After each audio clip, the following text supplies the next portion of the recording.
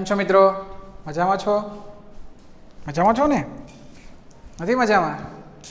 તો મજામાં આવી જાઓ. હવે આપણે શિક્ષણ કાર્ય કરવાનું છે, બરાબર? મજામાં નહીં હો તો મજામાં આવી જાઓ. કેમ? આપણે શિક્ષણ કાર્ય કરવાનું છે, બરાબર? મજા આવશે. આવશે ને? હા, આવશે. તો આપણે જોયું ધોરણ 8 વિષય સામાજિક વિજ્ઞાન પ્રકરણ 2 આપણી આસપાસ શું, બરાબર? એ આપણે કાલે જોયું કે આપણી આસપાસ શું. આપણે 4 આવરણો જોયા, બરાબર? કયા કયા આવરણ તો તમને ખબર હશે? મૃદાવરણ, જલાવરણ, વાતાવરણ અને જીવાવરણ, બરાબર? એ 4 આવરણો આપણે જોયા. જે ઘન સ્વરૂપમાં રૂપાંતર થાય છે મૃદાવરણ, બરાબર? પછી જલાવરણ, પછી વાતાવરણ અને જીવાવરણ, બરાબર? એમાં ખોરાક, પાણી એ બધું મળી રહે એ જીવાવરણ. હવે સજીવ સૃષ્ટિ પૃથ્વી પર આપણે જે ટકી શકીએ છીએ એ આપણા પાણી, જમીન, ખોરાક ને એના બધા શ્વાસોશ્વાસની ક્રિયાને કારણે આપણે ટકી શકીએ છીએ, બરાબર? ઘનમાં જે રૂપાંતર થાય તે મૃદાવરણ, પ્રવાહીમાં જે રૂપાંતર થાય તે જલાવરણ, વાયુમાં જે રૂપાંતર થાય તે વાતાવરણ અને જે પાણી, હવા, જમીન એ બધુનો જે ઉપયોગ કરે એને જીવાવરણ તરીકે ઓળખવામાં આવે છે. એક્ઝામ્પલ તરીકે મનુષ્ય, બરાબર? જીવાવરણમાં આપણે આવી ગયા છે, પ્રાણીઓ આવી જાય છે, જે સજીવ સૃષ્ટિ છે એ પૂરેપૂરી આવી જતી હોય છે મિત્રો, બરાબર?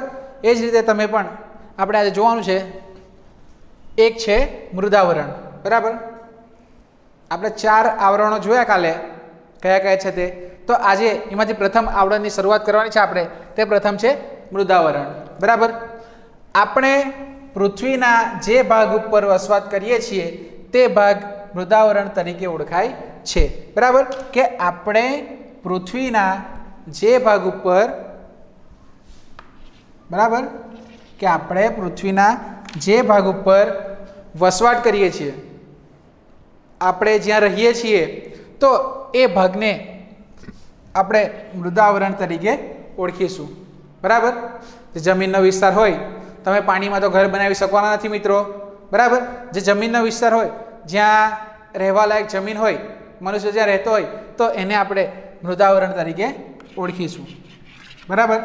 યાદ રાખજો, આ વ્યાખ્યા મોઢે કરજો મિત્રો, કે આપણે પૃથ્વીના જે ભાગ ઉપર વસવાટ કરીએ છીએ તે ભાગ મૃદાવરણ તરીકે ઓળખાય છે. ઓકે? આ વ્યાખ્યા કમ્પલસરી તમારે મોઢે કરી જ રહેવાની મિત્રો. આપણે પૃથ્વીના જે ભાગ ઉપર વસવાટ કરીએ છીએ તે ભાગ મૃદાવરણ તરીકે ઓળખવામાં આવે છે મિત્રો, બરાબર? યાદ રાખજો, આપણે જ્યાં વસવાટ કરીએ, જ્યાં રહીએ એને મૃદાવરણ તરીકે ઓળખી શકાય, બરાબર? એક્ઝામ્પલ તરીકે જમીનવાળો વિસ્તાર. મૃદ એટલે માટી અને આવરણ એટલે પડ. મૃદ એટલે શું? માટી, જે જમીનનો વિસ્તાર છે એ, અને આવરણ એટલે પડ, બરાબર? જમીનની નીચે ઘણા બધા પડ આવેલા જોવા મળે છે. સામાન્ય રીતે જો 60 જેટલા પડો જમીનની નીચે આવેલા છે એમ કહી શકાય, બરાબર?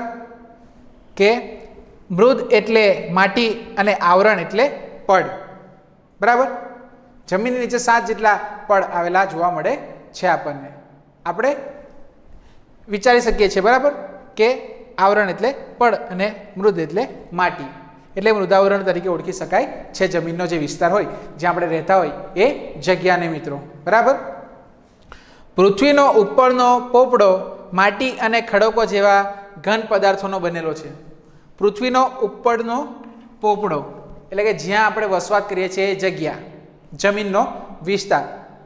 આપણે જે ઘર બનાવીએ છીએ તો એમાં આપણે ઘર બનાવીને થોડા સમયમાં એ ઘર જમીનમાં જતું રહે એવું તો થતું નથી મિત્રો. કેમ? કારણ કે એ જમીન એકદમ કડક છે, બરાબર? એ જમીન એકદમ કડક છે, જેના કારણે આપણે જમીન ઉપર રહી શકીએ છીએ, બરાબર?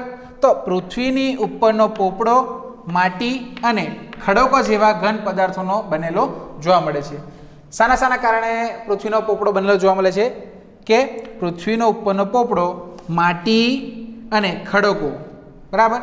માટી અને ખડકો જે ઘન સ્વરૂપમાં હોય એ, જેને આપણે જે વસ્તુને આપણે પકડી શકીએ, બરાબર? તો એ પદાર્થોનો બનેલો જોવા મળે છે. શું? પોપડો, પૃથ્વીનો પોપડો, જ્યાં આપણે રહીએ છીએ એ, બરાબર મિત્રો? તેથી તે ઘનાવરણ કે શિલાવરણ તરીકે પણ ઓળખાય છે. જુઓ કે પૃથ્વીની ઉપરનો પોપડો માટી અને ખડકો જેવા ઘન પદાર્થોનો બનેલો છે. તેથી જ એને કયા બે નામથી ઓળખવામાં આવે છે? એક છે ઘનાવરણ અને બીજું છે શિલાવરણ. બરાબર, કે ઘન આવરણ કે જે વસ્તુને આપણે પકડી શકીએ. શિલાવરણ એટલે કે આપણે મોટી મોટી પથ્થરોની શિલા હોય તેમ શિલાવરણ. બરાબર, ખડકો હોય એ બે વસ્તુ તરીકે પણ ઓળખવામાં આવે છે. એક ઘનાવરણ અને બીજું શિલાવરણ તરીકે પણ એને ઓળખી શકાય છે, પૃથ્વીનો જે પોપડો છે એને મિત્રો. બીજું, આ આવરણ પૃથ્વી સપાટીનો આશરે 29% ભાગ રોકે છે. કેટલો? 29% ભાગ. યાદ રાખજો મિત્રો, આ જે આવરણ છે ઘનાવરણ, શિલાવરણ, પૃથ્વીનો પોપડો એ બધું એક જ છે મિત્રો. બરાબર, પણ એ કેટલા ટકા ભાગ રોકે છે? આપણી પૃથ્વીનો 29% જેટલો ભાગ એ રોકે છે. શું? ઘનાવરણ, શિલાવરણ અને પોપડો, આ ત્રણ વસ્તુ એ એક જ છે મિત્રો. બરાબર, એક જ છે, જે 29% જેટલો ભાગ આપણો ભૂમિ વિસ્તાર રોકે છે. બરાબર, આ જમીનનો વિસ્તાર એ 29% જેટલો રોકે છે. આ પોપડો આશરે 64 થી 100 કિમી જેટલી જાડાઈ ધરાવે છે. આ પોપડો આશરે 64 થી 100 કિમી જેટલી જાડાઈ ધરાવે છે. બરાબર, જે આપણે પૃથ્વી પર અત્યારે જે જમીન ઉપર ઉભા રહીએ છીએ એનાથી નીચે એ 64 થી 100 કિમી જેટલી એ જાડાઈ ધરાવે છે. બરાબર, આપણે નીચે જોઈ તો શકતા નથી કેટલી જાડાઈ છે, પણ તમે વિચારી શકો, તમારી પાસે કઈ વસ્તુ હોય તો એની જાડાઈ માપી શકો, એની ઊંચાઈ માપી શકો. બરાબર, એની જાડાઈ એ કેટલું જાડું છે એ વસ્તુ એની તમે કલ્પના કરી શકો. તો એમ આ જે પૃથ્વીનો પોપડો છે તે જમીનની અંદર 64 થી 100 કિમી જેટલી જાડાઈ ધરાવે છે એવું કહેવામાં આવે છે મિત્રો. બરાબર, કેટલી? 64 થી 100 કિમી જેટલી જાડાઈ ધરાવે છે પૃથ્વીનો પોપડો. બરાબર, જે આપણે રહીએ છીએ એ જમીન વિસ્તાર. ઓકે મિત્રો, તે બધે એક સરખી જાડાઈ ધરાવતો નથી. જો તે જમીનનો જે પોપડો છે તે બધી જગ્યા ઉપર એક સરખી જાડાઈ ધરાવતો નથી. ઘણી બધી જગ્યા ઉપર એનો પતલો વિસ્તાર હોય, ઘણી જગ્યા ઉપર વધારે જાડો હોય, ઘણી જગ્યા પર મીડિયમ સાઇઝ હોય. એમ જમીનની નીચે પણ એ એક સરખી જાડાઈ ધરાવતો નથી, અલગ અલગ જાડાઈ ધરાવતો હોય છે. એટલે કહેવામાં આવ્યું છે કે 64 થી 100 કિમી જેટલી જાડાઈ ધરાવે છે. કન્ફર્મ 64 નથી, કન્ફર્મ 100 નથી. બરાબર, એમાંની વચ્ચે કોઈ બી કિમી આવી શકે મિત્રો. બરાબર, એની જાડાઈમાં. વળી અંદર કે બહાર એક સરખો આકાર પણ ધરાવતો નથી. તમે જુઓ તો જમીનનો વિસ્તાર તમને કોઈ જગ્યા પર એક સરખો જોવા મળે નહીં.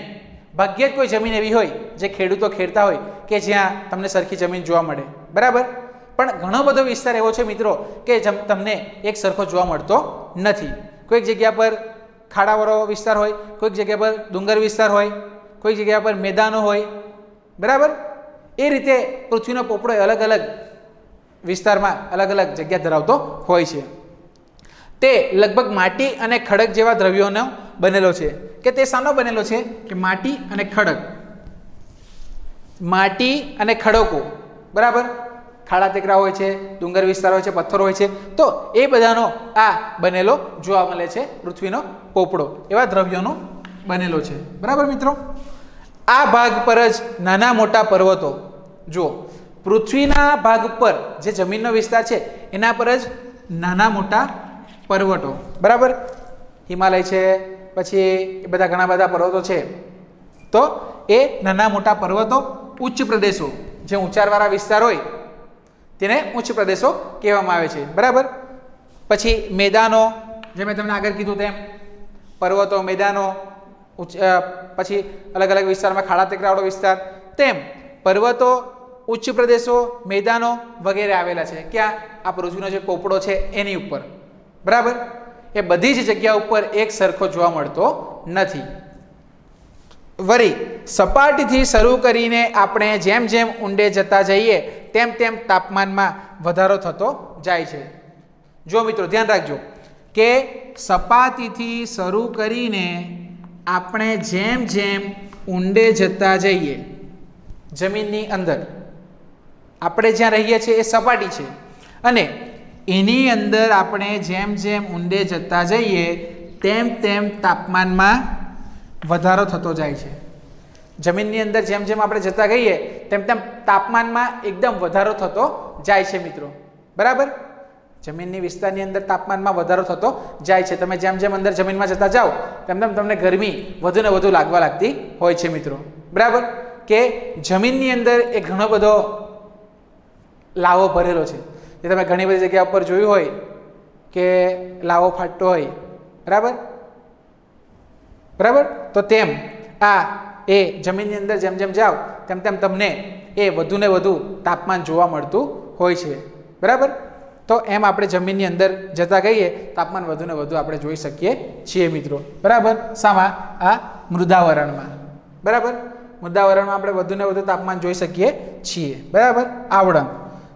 મૃદ એટલે માટી અને આવરણ એટલે પડ. ઓકે મિત્રો, ઓકે મિત્રો, તો આપણે જોઈએ છે કે મૃદાવરણમાં તો પૃથ્વીના પેટાળમાં રહેલા ખડકોના પીગળેલા રસને મેઘમા કે ભૂરસ કહે છે. તમે સાંભળ્યું છે કે જ્વાળામુખી ફાટતું હોય. બરાબર, ઘણા બધા વિસ્તારોમાં જ્યાં ડુંગર વિસ્તાર હોય, તમે જો ડુંગર વિસ્તાર હોય તે અંદરથી એ જગ્યા કેવી હોય? પોલી હોય. જે સીધો જમીનનો ભાગ હોય તે કડક હોય. જ્યારે ડુંગર વિસ્તાર જમીનની અંદર જે જગ્યા હોય ડુંગર વિસ્તારમાં તે પોલી હોય. બરાબર, ખાલી જગ્યા હોય. એટલે પૃથ્વીના પેટાળમાં રહેલા ખડકોના પીગળેલા રસને મેઘમા કે ભૂરસ કહે છે. યાદ રાખજો. હા, તમારે મોઢે કરવાનું છે. આ સવાલ પણ આવશે કે પૃથ્વીના પેટાળમાં રહેલા ખડકોના પીગળેલા રસને, પૃથ્વીની અંદર જે ખડકો રહેલા છે એ વધુ ને વધુ તાપમાન વધવાથી એ પીગળે છે, તો એને આપણે શું કહેશું? મેઘમા કે ભૂરસ તરીકે ઓળખીશું. જમીનની અંદરના વિસ્તારમાં જે ખડકો રહેલા છે તાપમાન વધવાથી એ પીગળે છે, એને આપણે મેઘમા કે ભૂરસ તરીકે ઓળખાવીશું. ઓકે મિત્રો, પૃથ્વીની અંદર કેટલાક વાયુઓ રહેલા હોય છે જે ગરમ થતાં ઉપરની તરફ દબાણ કરી બહાર નીકળવાનો પ્રયત્ન કરે છે. જુઓ, તમને કીધું તેમ કે પૃથ્વીની અંદર કેટલાક વાયુઓ રહેલા હોય છે.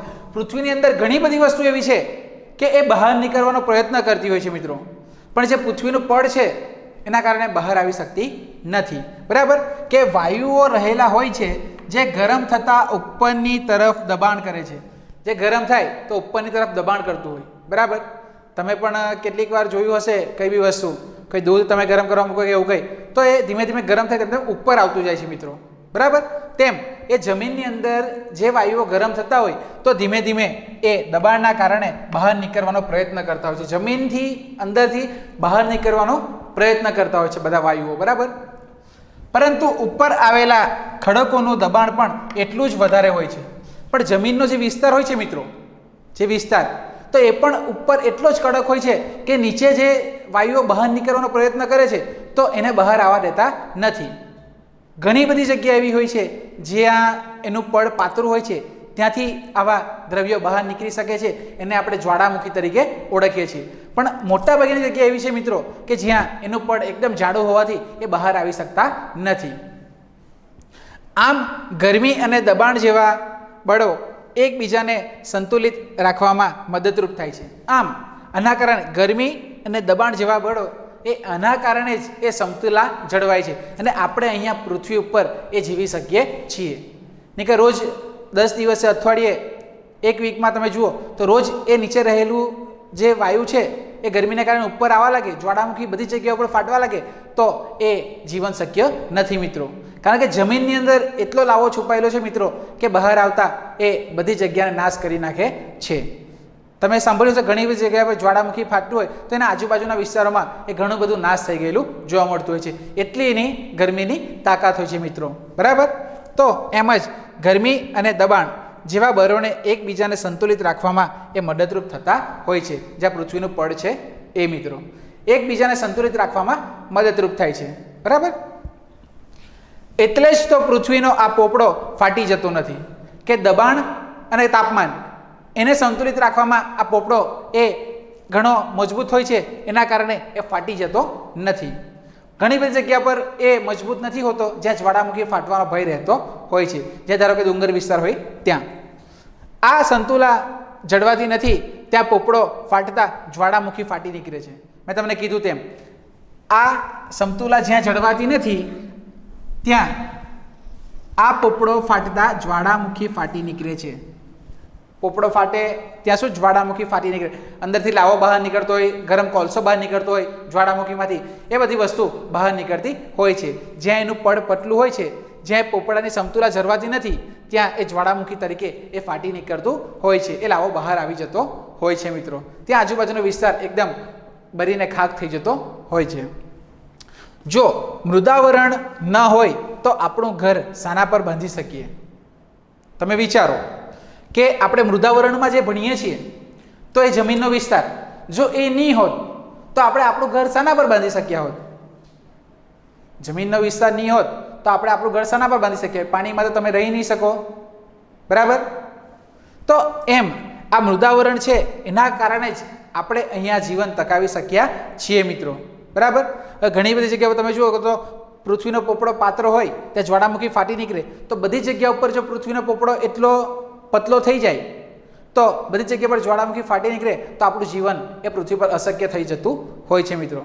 એના કારણે ઘણી બધી જગ્યા એવી છે જ્યાં એ જમીનનો વિસ્તાર, પૃથ્વીનો પોપડો એ કડક જોવા મળતો હોય છે, જે દબાણ અને તાપમાનને સહન કરી શકતો હોય છે. ભાગ્યે જ કોઈ એવી જગ્યા હોય જ્યાં ડુંગર વિસ્તાર હોય ત્યાં કે જ્વાળામુખી ફાટી નીકળતું હોય છે, પૃથ્વીના દબાણની નીચે રહેલો જે લાવો છે તે બહાર આવી જતો હોય છે. પીવાનું પાણી કે ખોરાક માટે, ખેતી ઉદ્યોગ ધંધા માટે જરૂરી ખનિજો કે પછી જંગલો એ મૃદાવરણ વગર કઈ રીતે શક્ય છે મિત્રો? તમે વિચારી શકો, તમે જ મિત્રો વિચારો કે પીવાનું પાણી, અહીંયા પીવાનું પાણી કે ખોરાક માટેની ખેતી, હવે જમીનનો વિસ્તાર છે તો જ તમે ખેતી કરી શકો છો. પાણી તો મળી રહે પણ તમે પાણીમાં તો ખેતી નહીં કરી શકો, પાણીમાં તો તમારું ઘર નહીં બનાવી શકો. પાણીમાં ચાલો ઘર બનાવી બી શકો પણ લાંબા સમય સુધી ટકાવી નહીં શકો. પાણીમાં ઘર બનાવી શકો તો પછી તમે ખેતી ક્યાં કરશો? તમે ખોરાક ક્યાંથી લાવશો મિત્રો? બરાબર? એટલે જમીનનો વિસ્તાર છે, જ્યાં પૃથ્વીનો પોપડો છે એ છે, એના કારણે જ આપણું જીવન અહીંયા ટકી શક્યું છે મિત્રો. પાણી તો છે જ પણ એની સાથે સાથે જમીનનો વિસ્તાર પણ છે તો જ આપણું જીવન અહીંયા ટકી શક્યું છે. એ માટે કહેવામાં આવ્યું છે કે પીવાનું પાણી કે ખોરાક માટે, ખેતી ઉદ્યોગ ધંધા માટે જરૂરી ખનિજો કે પછી જંગલો એ મૃદાવરણ વગર કઈ રીતે શક્ય છે? જંગલો છે તો જ બધી વસ્તુઓ આપણને મળી રહે છે જીવન જરૂરિયાતની. પછી ખેતી, જમીનનો વિસ્તાર છે તો ખેતી કરી શકીએ છીએ. જે આજુબાજુ આપણે પાણી રહેલું છે એ તો પાણી તો આપણને મળે જ છે મિત્રો. એના સિવાય ઉદ્યોગ ધંધા બી આપણે જમીન વિસ્તાર ઉપર જ કરીએ છીએ, બરાબર? એના કારણે આ આપણે મૃદાવરણ એ સૌથી અગત્યનું એક મહત્વનું આપણા જીવનનું ભાગ તરીકે ઓળખી શકીએ છીએ મિત્રો, બરાબર? કે જેમાં આ બધી વસ્તુ આવી જતી હોય છે મૃદાવરણમાં, બરાબર? આપણા જીવનનો એક મહત્વનો ભાગ તરીકે ઓળખીએ તો મૃદાવરણને આપણે ઓળખી શકીએ છીએ, જે જમીનનો વિસ્તાર છે આપણો એ પૃથ્વીનો પોપડો, બરાબર? એના કારણે આપણે અહીંયા જીવન ટકાવી શકીએ છીએ. હવે આજની એક્ટિવિટી મિત્રો તમારી શું છે? તે તમે જે મૃદાવરણ વિશે ભણ્યા છો, શિક્ષણ કાર્ય વિડીયો દ્વારા જે મેળવ્યું છે, તો મૃદાવરણમાં બીજી કઈ કઈ વસ્તુઓ આવે તો એ ચિત્ર તમે તમારી રીતે તૈયાર કરો મિત્રો, બરાબર? કે જો એ તો પાણી છે, ખોરાક છે, ખેતીલાયક ઉદ્યોગ ધંધા, જંગલો એ બધું તો આવે જ છે મિત્રો. એના સિવાય મૃદાવરણમાં બીજી કઈ કઈ વસ્તુઓ આવે, મૃદાવરણમાં બીજી કઈ કઈ વસ્તુઓ આવે મિત્રો, એ તમે તમારી રીતે વિચારીને તમે એનું ચિત્ર તૈયાર કરો મિત્રો, બરાબર? એ તમારી આજની એક્ટિવિટી છે મિત્રો. એમાં એક્ટિવ રહેજો, બરાબર? આજની એક્ટિવિટીમાં એક્ટિવ રહેજો કે તમે મૃદાવરણમાં બીજી કઈ કઈ વસ્તુઓ આવે તે તમે ચિત્ર તૈયાર કરો. અને એની સાથે સાથે જે વોટ્સઅપ ઉપર તમને ક્વેશ્ચન મોકલવામાં આવે છે તો તમે વિડીયો જોઈને એનો સરળતાથી આન્સર આપી શકો અને સરળતાથી શિક્ષણ કાર્ય મેળવી શકો એવી જ અમારી આશા છે. અને આવનારા દિવસોમાં પણ અમે આશા રાખીશું કે મિત્રો તમે અમને સહકાર આપશો અને સરળતાથી શિક્ષણ કાર્ય આપણે સારી રીતે કરી શકીશું, બરાબર મિત્રો? Okay, thank you.